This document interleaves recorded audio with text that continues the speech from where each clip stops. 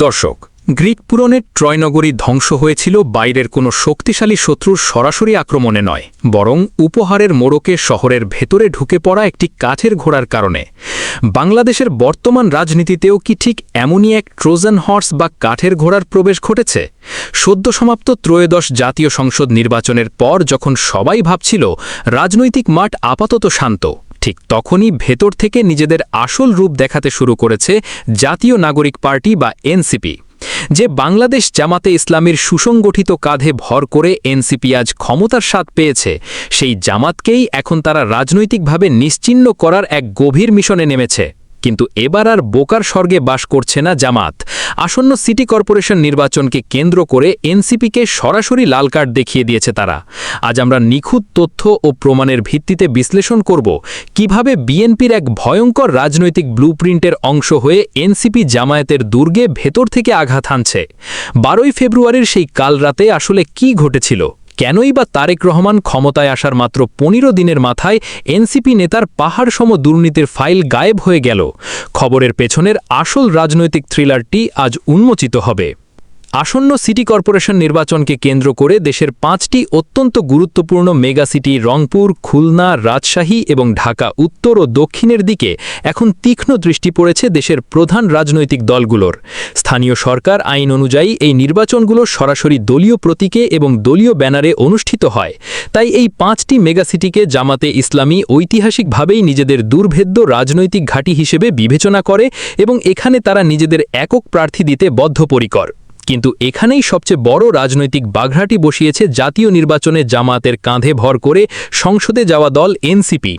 NCP অত্যন্ত সুকৌশলে জামাতের সাথে রাজনৈতিক লিয়াজো করে এই 5টি সিটির মধ্যে অন্তত 2টিতে নিজেদের মেয়র প্রার্থী দেওয়ার জন্য চরম চাপ প্রয়োগ করে আসছিল। কিন্তু জামাত এবার এক চুলো ছাড় দিতে নারাজ। জামাতের শীর্ষ নেতা সেলিম উদ্দিন অত্যন্ত বজ্র কঠিন ভাষায় জানিয়ে দিয়েছেন, জাতীয় নির্বাচনে বৃহত্তর রাষ্ট্রীয় স্বার্থে জোট হতেই পারে, কিন্তু স্থানীয় সরকার নির্বাচনে এনসিপির সাথে কোনো ধরনের জোট বা আসন ভাগাভাগি হবে না। জামাতের এই কঠোর ও অনমনীয় অবস্থান রাজনীতিতে এক নতুন মেরুকরণের সৃষ্টি করেছে। বিশ্লেষকদের মতে আজকের এই ভয়ঙ্কর রাজনৈতিক সংঘাতের বীজ মূলত বোনা হয়েছিল জাতীয় নির্বাচনের পরপরই। জাতীয় স্বার্থে এবং তরুণ প্রজন্মের প্রতি সম্মান দেখিয়ে জামাতে ইসলামী জাতীয় নির্বাচনে এনসিপিকে একে একে 30টি গুরুত্বপূর্ণ সিট ছেড়ে দিয়েছিল। এনসিপিকে সংসদে নিয়ে আসার জন্য জামাত নিজেদের সবচেয়ে নির্ভরযোগ্য আসনগুলো বিসর্জন দিয়ে সর্বোচ্চ রাজনৈতিক ত্যাগ স্বীকার করেছিল। কিন্তু প্রশ্ন হলো, এই বিশাল ত্যাগের প্রতিদান এনসিপি কিভাবে দিয়েছে? রাজনৈতিক শিষ্টাচার এবং কৃতজ্ঞতার চরম লঙ্ঘন করে এর প্রতিদান দেওয়া হয়েছে পদে পদে বেইমানির মাধ্যমে। চুক্তি অনুযায়ী জামাত তাদের পাওনা একটি সংরক্ষিত নারী আসনও এনসিপিকে উপহার দিয়েছিল, কিন্তু এনসিপি সেই সংরক্ষিত আসনে অত্যন্ত সুকৌশলে এমন একজনকে বসিয়েছে যিনি রাজনৈতিক মহলে কট্টর জামাত বিরোধী নেত্রী নুসরাত তাবাসসুম নেত্রী। সংসদে যখন এনসিপির রাজনীতি একটু শক্ত ভিতের ওপর দাঁড়ালো, ঠিক তখন থেকেই তাদের এবং ছাত্রশক্তির নেতাকর্মীদের ভেতর এক ভয়ঙ্কর অহংবোধ এবং দাম্ভিকতা প্রকাশ পেতে শুরু করে। যে জামাতের কাঁধে ভর করে তারা কিং মেকার থেকে রাজা হয়েছে, সেই জামাতকেই জনবিচ্ছিন্ন প্রমাণ করার জন্য তারা যা চাই তাই রাজনৈতিক ন্যারেটিভ তৈরি করতে শুরু করে।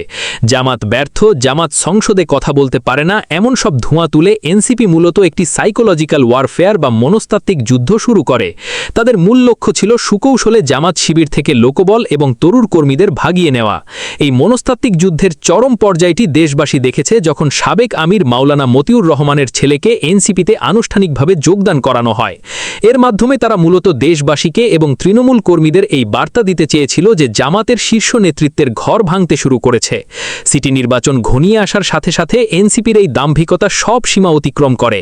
তারা নির্বাচনী জোটের কোনো নিয়মনীতির তোয়াক্কা না করে জোটের প্রধান শরিককে এক প্রকার উপেক্ষা করেই অনেক আগে ভাগে নিজেদের সম্ভাব্য মেয়র প্রার্থীর নাম ঘোষণা করে দেয়।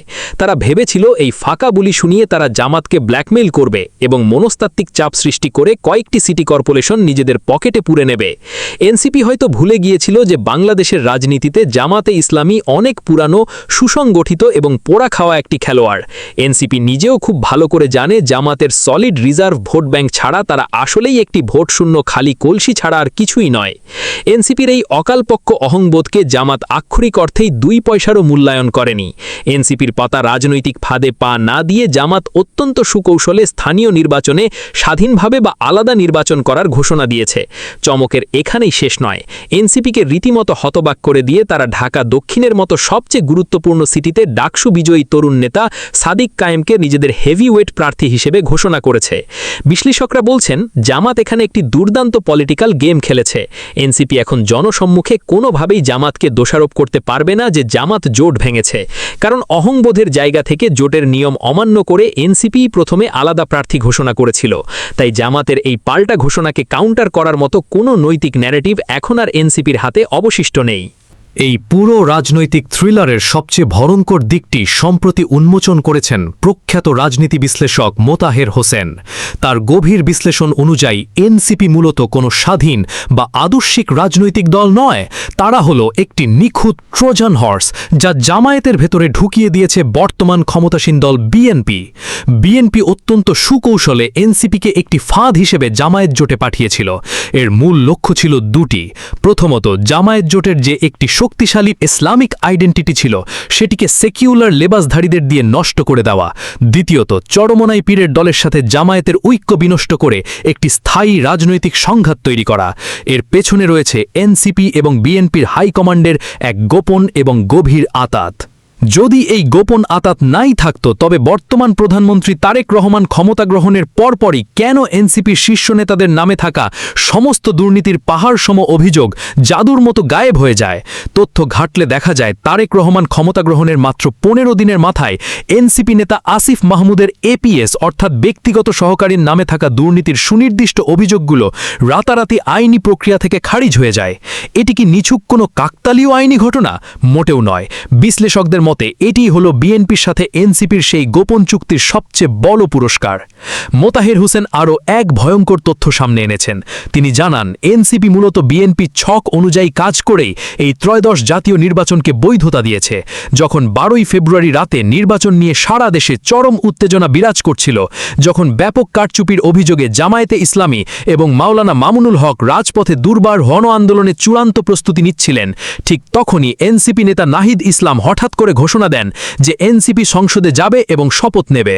এনসিপির এই আকস্মিক এবং নাটকীয় বেইমানির কারণেই মূলত জামায়াত জোটের সেই সরকার পতনের আন্দোলন অঙ্কুরেই বিনষ্ট হয়ে যায় এবং বিরোধী দলগুলো পিছু হটতে বাধ্য হয়। এই ট্রোজান হর্স স্ট্র্যাটেজির কারণে রাজনৈতিকভাবে সবচেয়ে বেশি লাভবান হয়েছে বিএনপি আর সবচেয়ে বেশি ক্ষতিগ্রস্ত হয়েছে জামায়াত। বিগত সরকারের প্রতি মানুষের যে ক্ষোভ বা অ্যান্টি ইনকামবেন্সি ভোট ছিল, এনসিপি নামক এই সেকিউলার দলটি জামায়াতের সাথে জোটে থাকার কারণে সেই একচেটিয়া ভোট ব্যাংকটি জামায়াতের বাক্সে না পড়ে সরাসরি বিএনপির বাক্সে চলে গেছে। অন্যদিকে এনসিপির অতি আধুনিক এবং সেকিউলার কর্মকাণ্ডের কারণে জামায়াতের নিজস্ব ইসলামিক ইমেজ সাধারণ ধর্মপ্রাণ মানুষের কাছে চরমভাবে প্রশ্নবিদ্ধ হয়েছে। ফলে তারা সেকিউলার ভোট তো পায়নি, উল্টো নিজেদের কোর ইসলামিক ভোট ব্যাংকেও চরম বিভ্রান্তি তৈরি হয়েছে। সব মিলিয়ে দেশের বর্তমান রাজনৈতিক পরিস্থিতি এখন অত্যন্ত ঘোলাটে। এনসিপি যে মূলত জামায়াতের দুর্গে ভেতর থেকে আঘাত হানার জন্য পাঠানো বিএনপির একটি সুনিপুণ ফাঁদ, তা এখন ধীরে ধীরে দিনের আলোর মতো সাধারণ মানুষের কাছে স্পষ্ট হয়ে উঠছে। রাজনৈতিক বিশ্লেষকদের সবচেয়ে বড় সতর্কবার্তা হল জামায়াতকে তাদের এই আলাদা নির্বাচনের ঘোষণায় যে কোনো মূল্যে অটল থাকতে হবে। আলাদা নির্বাচন সিদ্ধান্ত থেকে কোনোভাবেই আর এক চুলো সরে আসা যাবে না, কারণ এনসিপি কখনোই একা নির্বাচন করতে সাহস দেখাবে না। একা নির্বাচন করতে গেলে তৃণমূল পর্যায়ে তাদের আসল সাংগঠনিক দৈন্যদশা মানুষের সামনে উন্মোচিত হয়ে যাবে। তাই নিশ্চিতভাবে তারা খুব শীঘ্রই জামায়াতের কাছে জোটের বৃহত্তর ঐক্যের দোহাই দিয়ে ইমোশনাল ব্ল্যাকমেইল করে জামায়াতকে আলাদা নির্বাচন থেকে বিরত রাখার আপ্রাণ চেষ্টা চালাবে। এনসিপি যদি খুব বেশি চাপাচাপিও করে তবে বড়জোর তাদের কয়েকটি ওয়ার্ডের কাউন্সিলর পদ ছেড়ে দেওয়া যেতে পারে, কিন্তু কোনোভাবেই কোনো সিটিতে মেয়র পদ ছেড়ে দেওয়াটা জামায়াতের জন্য সরাসরি আত্মঘাতী সিদ্ধান্ত হবে। আসন্ন মেগা সিটি কর্পোরেশন নির্বাচনকে সামনে রেখে বাংলাদেশ জামায়াতে ইসলামী যদি এই সাজানো ফাঁদ থেকে বেরিয়ে আসতে না পারে এবং নিজেদের স্বতন্ত্র সিদ্ধান্তে অটল থাকতে ব্যর্থ হয়, তবে আগামী দিনে তাদের রাজনৈতিক অস্তিত্ব এক ভয়ঙ্কর হুমকির মুখে পড়বে। রাজনীতির এই দাবাখালায় শেষ হাসি কে হাসবে তা দেখার জন্য এখন শুধু সময়ের অপেক্ষা। দর্শক, দেশের রাজনৈতিক এই জটিল সমীকরণকে আপনি কিভাবে বিশ্লেষণ করছেন? কমেন্ট কমেন্ট করে অবশ্যই জানাবেন। খবরের পেছনের আসল বিশ্লেষণ সবার আগে পেতে চ্যানেলটি সাবস্ক্রাইব করে সাথেই থাকুন।